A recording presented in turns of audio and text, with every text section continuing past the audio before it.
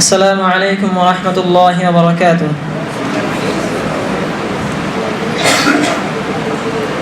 তেমন প্রস্তুতি নেই, তবে বলবো আর কি যা পারতেছি।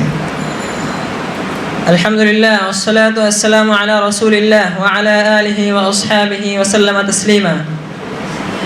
আম্মা বা'দ। আল আমান ছাত্র কাফেলা থেকে আয়োজিত এই সাংস্কৃতিক অনুষ্ঠানে সবাইকে শুভেচ্ছা জানিয়ে, বিচারক মণ্ডলীদেরকে সম্মান জানিয়ে, যথাযথ সম্মান জানিয়ে আমার বক্তব্য শুরু করছি। হাওলা হুজ্জিয়াতি আমালিল মুতাওয়ারিসের সম্পর্কে কিছু কথা বলবো। অর্থাৎ আমরা সালাফদের কাছ থেকে যে আমলগুলো ওয়ারিস সূত্রে পেয়েছি সেই কাজগুলো সম্পর্কে কিছু কথা বলবো। হযরত ওমর রাদিয়াল্লাহু তাআলা আনহুর জামানায় যখন ইরাক বিজিত হলো,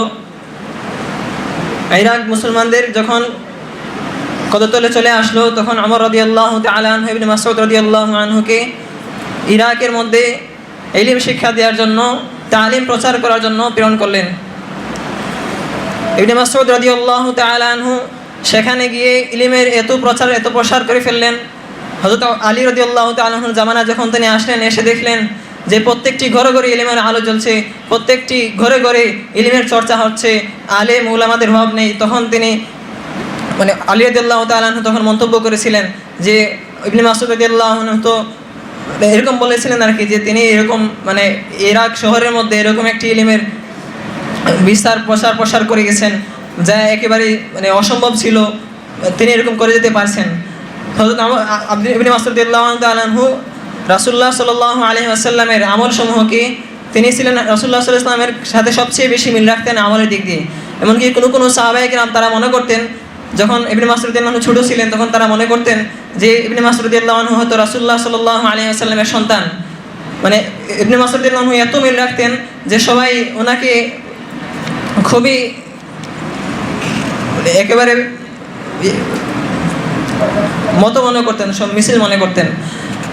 তো ইবনে মাসউদ রাদিয়াল্লাহু আনহু যখন ইরাকে ছিলেন, তখন সাহাবায়ে কেরাম, প্রায় সমস্ত সাহাবায়ে কেরাম, অনেক সাহাবায়ে কেরাম ইরাক এলাকায় আসা যাওয়া করতেন, এবং ইরাক থেকেও হজ এবং উমরার মৌসুম সমূহেতে মক্কা মদিনায় যাওয়া হতো, এবং একে অন্যের আমল দেখাদেখি হতো, এবং কেউ কারো খেলাফ করতেন না।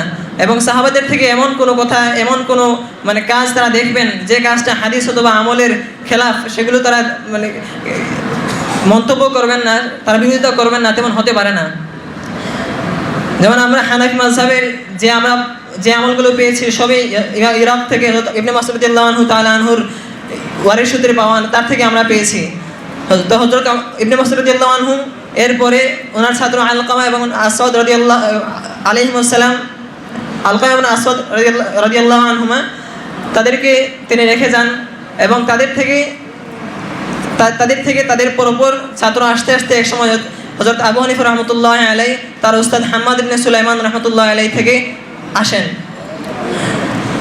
তো ইবনে মাসউদ রাদিয়াল্লাহু আনহু এবং তাদের ছাত্র যখন এরকম চললো যে মদিনা মুনাওয়ারা এবং মক্কা মদিনার যত আমল আছে সবগুলোই ইরাকদের সাথে মিলে যাচ্ছে, এবং ইরাকদের আমল সব মক্কা মদিনার সাথে মিলে যাচ্ছে, যখন ফুকায়ে কেরাম অর্থাৎ আইমাতুল মুস্তাহিদিন যখন আসলেন, মাযহাবের চার ইমামরা যখন আসা শুরু করলেন, প্রথম দিকে আবু মালিক রাদিয়াল্লাহু আনহু এবং আবু হানিফা রাহমাতুল্লাহি আলাইহি যখন আসলেন, তখন তারা এসে দেখলেন যে কিছু কিছু হাদিস যা তাদের তাবি এবং তাবিঈদের সাহাবায়ে কেরামদের আমলের খেলাফ লাগছে।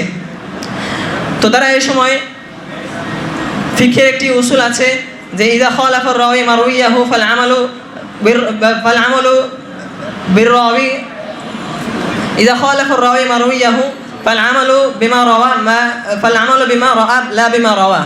অর্থাৎ যদি রাবী হাদিস বর্ণনা করার সময় যদি সে তার আমলের খেলাফ করে, অর্থাৎ হাদিসের উপর আমল করে না, তাহলে বুঝে নিতে হবে যে উনি আমল থেকেই আমল করেছেন হাদিস। অর্থাৎ যদি কোনো রাবী যদি বর্ণনা করার সময় হাদিসের উপর আমল না করেন, ঠিক আছে, এবং যদি তিনি পূর্ববর্তীদের দেখে, অর্থাৎ যাদেরকে থেকে হাদিস গ্রহণ করেছেন তাদের থেকে যদি আমল করেন, তাহলে যাদের থেকে তিনি আমল গ্রহণ করেছেন তাদের কথাই গ্রহণযোগ্য, এবং এই হাদিসের উপর যদি আমল করা না হয় তাহলে বুঝে নিতে হবে যে এর পূর্ববর্তী যারা ছিলেন তারা এই হাদিসের উপর আমল করেননি, এই বুঝেই যে এই হাদিসের মধ্যে অবশ্যই সূক্ষ্ম কোনো দোষ ত্রুটি রয়েছে। ওয়া মা তাওফীক ইল্লা বিল্লাহ। আসসালামু আলাইকুম ওয়া রাহমাতুল্লাহ।